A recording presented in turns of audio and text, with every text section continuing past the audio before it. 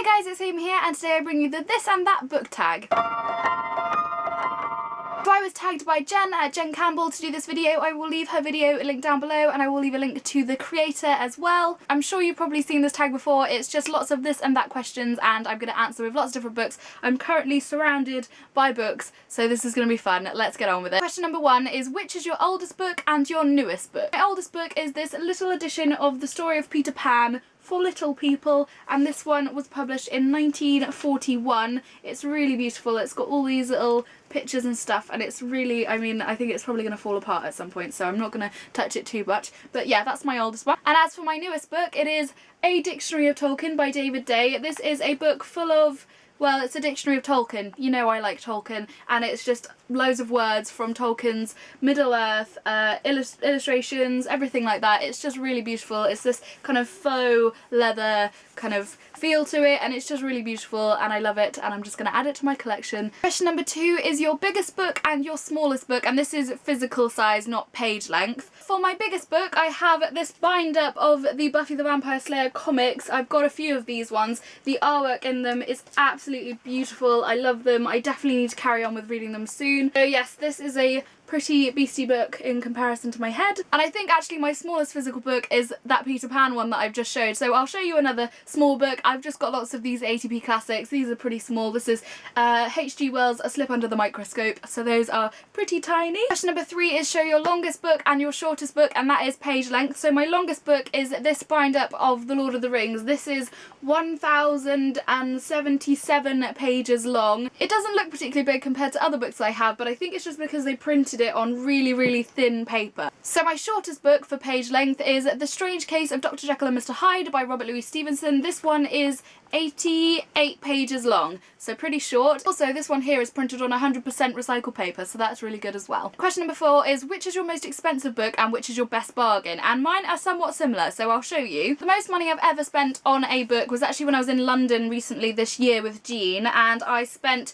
around £35, I think it was, on this bind up kind of box edition of the Hercule Poirot stories from Agatha Christie. It is gorgeous. I love these Folio Society editions. The covers of them are absolutely gorgeous, and they are just beautiful. But yeah, I mean, £35 maybe isn't that much to spend on books. I'm sure lots of people have spent more than that, but in one go I think that's as much as I've spent. And then my best bargain is also from the Folio Society, and it is this set of The Lord of the Rings by J.R.R. Tolkien. This beautiful set I found in a tiny little Cornish town when I was on holiday, and the man only wanted £15 for it. So £15 for a box set which is probably worth maybe triple that amount or more than that. I'm not really sure, I haven't really looked it up, but they're definitely worth more than £15, so I'd say that's my best bargain, and they're my favourite books, so it was just the best day ever when I found them. Question number 5 is your most beautiful cover and then your ugliest cover, and I have here Alice's Adventures in Wonderland and Through the Looking Glass by Lewis Carroll.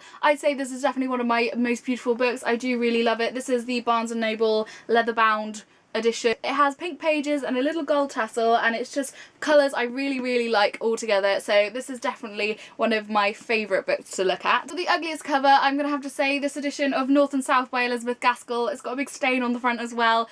This is one of the Wordsworth editions, and I just don't think it looks particularly nice. It's not the worst in the world, but I think there's probably nicer editions of North and South than this one. Question number 6 is one of your favourite books and one that you hated. I am going to show a different book now because I show Lord of the Rings and Harry Potter and things like that all the time, so I'm going to show The Shadow of the Wind by Carlos Ruiz Zafón. I read this book a couple of years ago and absolutely adored it. I think I'm actually going to reread it in 2016 because I just want to delve back into the story again. Set in Barcelona, and I actually went to Barcelona last year, so I think I'm probably going to read this and just relive that holiday, and it's just a really magical, amazing story set around bookshops, so if you like books, about books, this is definitely something you should look into. As for books that I hated, I don't tend to keep books that I hate just because it's annoying keeping books on my bookshelf if I hate them. One that springs to mind though was one I read a couple of years ago, and I think it was called The Magicians by Lev Grossman, and oh my goodness, that book, I thought it was awful, and I even had the second book in the series or duology or whatever it was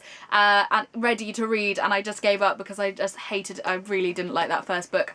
So there you go, didn't keep that one. Question number 7 is name a book that made you cry and one that made you laugh. Most recent book that made me cry was The Host by Stephanie Meyer. This is a really touching read. It's about an alien species that comes to the planet, takes over the bodies of all the humans. The humans are then kind of meant to disappear, but we follow the main girl, Melanie, who is a human, and she has one of these aliens put inside her, but she's not ready to disappear, and she fights and ends up kind of bonding with this alien inside her. The alien in this book is called Wanderer, and she has no real experience of Earth and the emotions and everything on Earth. At one stage in this book, someone close to Wanderer dies, and she has no real experience of death and suffering and pain through human experience before. She's never had kind of raw and real emotions like a human does, and it is just heartbreaking. It just tore me apart, and I've read this book a couple of times now, and I ended up crying quite a bit, to be honest. And as for a book that made me laugh, I'm going to say Attachments by Rainbow Rowell. This is definitely one of the books I can just pick out from my memory this year of reading and properly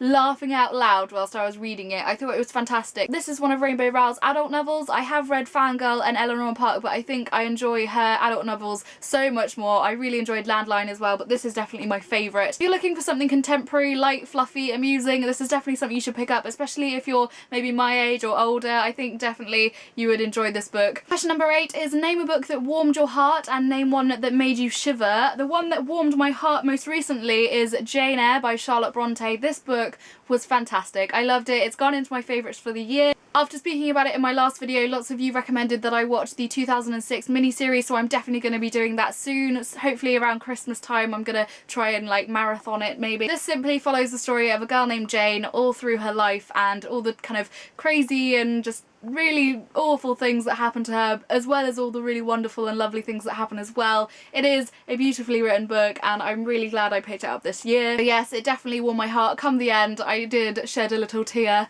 And for the one that made me shiver, I'm going to say The Dumb House by John Burnside. This is one mucked up novel. It is a very creepy read, and I wouldn't suggest for all. I think maybe if you're a younger reader, or if you know for a fact that you don't like horror or psychological things or graphically described really nasty things that I don't even want to go into because it just, I'm gonna have bad dreams even just thinking about it now. It's a fantastically written novel, but very, very dark, so I'd consider that before maybe picking it up if you are wary of things like that. Question number 9 is a book that you can't wait to read and a book that you have been putting off. A book that I can't wait to read in 2016 is The Bell Jar by Sylvia Plath. I've heard many good things about this, and it's one that I picked up earlier in the year this year, and it's just been sat on my shelf and I forgot about it, and I just saw it when I was planning on making this video and thought, actually, yeah, this is one I am very excited for in 2016. And for the book that I've been putting off, I'm going to say The Luminaries by Eleanor Catton. This is a massive book. That is the only thing that's been putting me off, the fact that it is like ridiculously large. Definitely one I want to get round to in 2016 though. I think I'm going to do maybe a month of big reads, or maybe one big read a month or something like that. I don't know. I need to think of my resolutions for the year and make some plans, I think. Question number 10 is recommend a book you want more people to read and a book that wasn't as good as you expected it to be. The book I think more people should read, I'm going to say Station 11 by Emily St John Mandel. I read this book earlier in the year and I think it is my favourite book of the year. It is so good. I really, really enjoyed it. I think I probably will reread it sometime soon, maybe in 2016, late 2016. It's a post-apocalyptic novel that follows a group of people who enact Shakespeare plays like 20 years after the fall of humanity. They are still kind of trooping around and performing Shakespeare for people, and it's just a beautiful story, so interwoven. All of the characters in this book are just so perfectly done. I really, really enjoyed it, and I think more people should read it. As for a book that I didn't think was as good as I thought it was going to be, I'm going to say We're All Completely Beside Ourselves by Karen Joy Fowler. This book was okay. I read it earlier in the year, and to be honest, I can't really remember that much about it. That's as much of an impression it made upon me. I definitely remember at the time finishing the book and thinking that it was a bit of a disappointment and it wasn't how I expected it to be. I just don't think I really enjoyed it, to be honest. And the final question is the next book you're going to buy and the next book you're going to get rid of. To be honest, I think I'm going to get rid of that We Are Completely Beside Ourselves book, so that's the answer to that question. And the next book I'm excited to buy is The Winner's Kiss, the final part in the Winners trilogy by Marie Rotosky, or however you say her name. I read books 1 and 2 and I've been waiting for this final one to come out, so I'm not sure exactly when it comes out. It may be January or February. I'm really looking forward to it. I hope it is a good ending to that series. So yes, that's what I can't wait to buy. There we are. That was the this and that book tag. Let me know down below what answers you would give to these questions. I'd be really interested to hear what book made you cry last and what one warmed your heart and all those different answers.